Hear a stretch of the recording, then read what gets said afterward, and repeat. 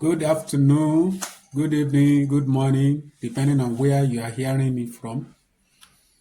I'm here again with another subject, and this time it is a subject of the second coming of Christ. Now, there in Christendom there are controversies. There are some topics that are controversial, and this subject I'm talking about is one of them: the second coming of Christ. There are people that are confused. Some people say there's nothing like rapture in the Bible. Others say there is rapture, but rapture will come after or during the tribulation or after the tribulation. So there are different schools of thoughts concerning the second coming of Christ. But here I want to share some facts that differentiate the various phases of the second coming of Christ. Because there are different school of thought. Like I said, we have what is called millennialism. The millennialism doctrine has to do with different views of different people about this second coming of Christ. Some say Christ will come before the millennium or before the tribulation. Others say he will come after or during. All these are different school of thought. But what does the Bible say? Before I go to what the Bible says, I want to understand that doctrine about the second coming of Christ many a time has to do with how you understand the scriptures. It is not majorly on the major part the basis of salvation, except you are outrightly denying the coming of Christ. Because the teaching of the coming of Christ should be a hope for believers. Now, what are the difference between rapture and the second coming of Christ? You need to know that the coming of Christ, the second coming of Christ, is in two phases.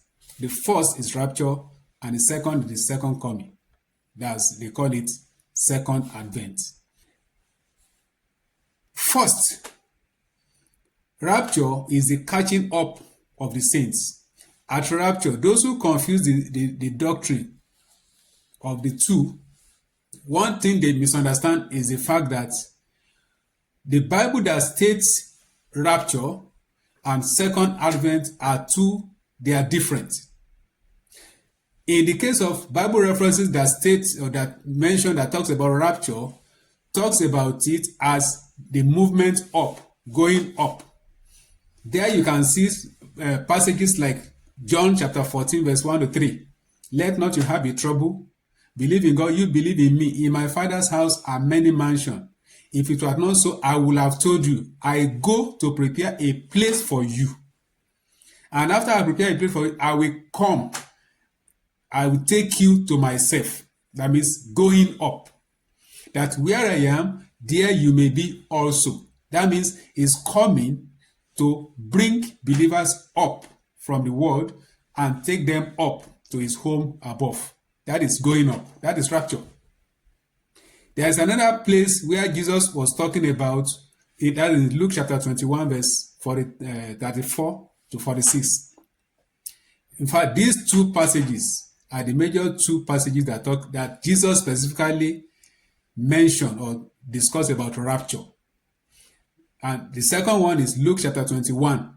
It talks about take heed to yourself, lest at any time your heart be overcharged with surfeiting and drunkenness and cares of this life, so that the day does not come upon you unaware. It now says in verse 36, watch you therefore and pray always, that you may be accounted worthy to escape all these things that will come to pass and to stand before the Son of Man. Christ was talking about the tribulation here. Now, after talking about the tribulation, he now faces his disciples and say, pray very well and be watchful, so that you are not entangled with surfeiting and drunkenness, worldliness, sin of this life, so that day will miss you, or you will miss that coming, where you are going to escape. He said, if you are able to keep yourself, then he said, you will be worthy to escape all these things. What are these things? The tribulations, the great tribulation. Which means he was telling the disciples that they were going to escape the tribulation if they keep fit, if they remain focused, if they watch, if they pray, if they separated themselves from sin and from the world. That means it now said they will be able to stand before the Son of Man. That means it will take them out of tribulation. They will escape tribulation and they will stand before him. That is rapture. So, on the other hand, look at passages that talks about the second coming of Christ, the second advent. Those passages specifically mention Christ's coming. And it talks about people seeing him. They are two different things. One is going up, the other one is coming down.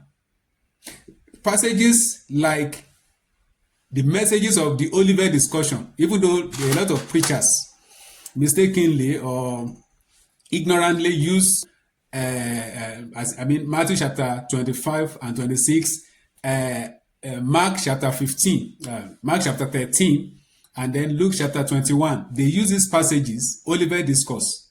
They use them to preach rapture because of some terms that are used there which are confusing. There's no time here to discuss that. But the thing is this, look at this passage.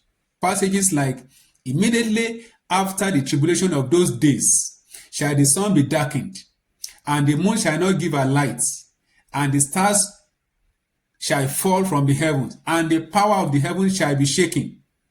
That's Matthew 24, verse 29 to 31. He now move over and say, and then after the shaking of the stars and darkness everywhere, the sun not giving light, the moon not giving light, he said, and then shall they see the sign of the Son of Man in the heaven. Then shall all the tribes of the earth mourn, and they shall see the Son of Man coming in the cloud of heaven with power and great glory.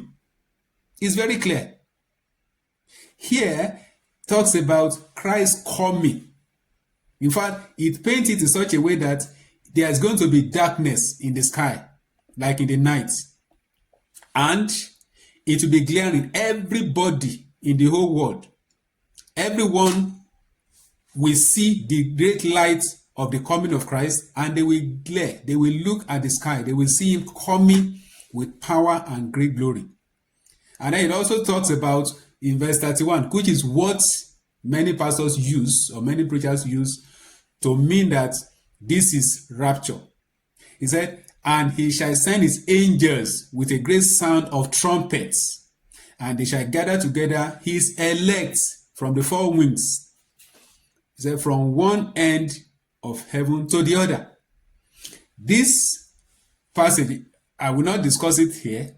This passage does not apply to rapture, but it applies to the elect, whose question Jesus was answering here. Jesus in this passage in Matthew 24 was talking about the Jews, because that was the question the disciples asked him, that when shall this thing be? What shall be the sign of their coming? And it was the discussion of the temple of Jerusalem, how it will be destroyed, dismantled, that brought about the message Christ was preaching here. And that was the question Christ was answering, not rapture.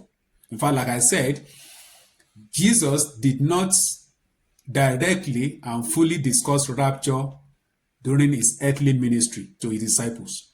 There are only two places he mentioned or insinuated rapture, and that is where I've read John chapter 14 verse 1 to 3, and then Luke chapter 21 verse 34 to 36, where he said they should be careful, they should watch and pray so that they can stand before the Son of Man. And the other place where he said, in my Father's house there are many mansions. Those are the two places where Jesus actually insinuated rapture and bringing people to heaven to stand with him to escape tribulation. Every other Olivet discourse, Matthew 24, 25, are purely the second coming, about the second coming of Christ. So you may ask, okay, what is this trumpet talking about here? You will learn, you will understand. If you look at Daniel also talk about, in the end time, Michael standing up. The voice of the trumpet standing up. the trumpet at the end time, Michael will stand up because he's the prince of Israel. There's going to be a trumpet that will be sounded to gather all Israel, the Jews, from all the corners of the earth back to their land. Yes, they are back now, but there are so many Jewish people that have not even known their citizenship. So many of these people, at that time, every Jew, whether they know it that they are Jew, because there are a lot of Jews that don't even know they are Jew. They are scattered in foreign land, in America, in Russia, everywhere, in Africa.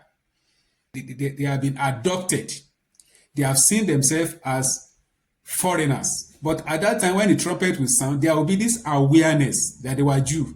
And miraculously, people will begin to help them, transport them back to their land. And therefore, all Jews will gather at that time. So he's talking about the angel ministry to gather the elects. In this generation, at this church age, the church is the elect. But at the time of the Great Tribulation, when the church will be no more, God is going to turn back to the Jews. At that time, the Jews will become the elect of God. Because at that time, God is turning again his favor to favor Israel and to fulfill his promise that he has promised Abraham, Isaac, and Jacob, to fulfill it on them. So that trumpet, in fact, is even signified in Paul's message, that the Lord will descend from heaven with a shout, with the voice of the archangel, that's Michael, shouting, with the trump of God. So this is what the trump of Christ is shouting, is coming, calling up his people. The archangel has a part to play in Jewish redemption at the end time. I will have time, get time to discuss that more. Now, back to what I'm saying. If you look at Revelation chapter 1 verse 7-2, that talks about the second coming of Christ, it talks about, behold, he cometh with clouds, and every eye shall see him. This is the passage some people confuse for rapture. Or this is why some people say there is nothing like rapture. This will take place at the end of the tribulation, while rapture will take place before the tribulation. So this confusion is coming from the aspect of understanding of passages that relate to rapture and passages that relate to the second coming of Christ. I hope with this, the Lord will open your understanding more to be able to understand the second coming of Christ has two phases. And those two phases are different, separate from one another. And they have different, their uniqueness. In the next video, I'm going to give you the 12 differences between the rapture and then the second coming of Christ. Please, I want to plead with you, please follow this channel, and then share it with people, let it go viral, and the Lord will bless you as you do. See you next time.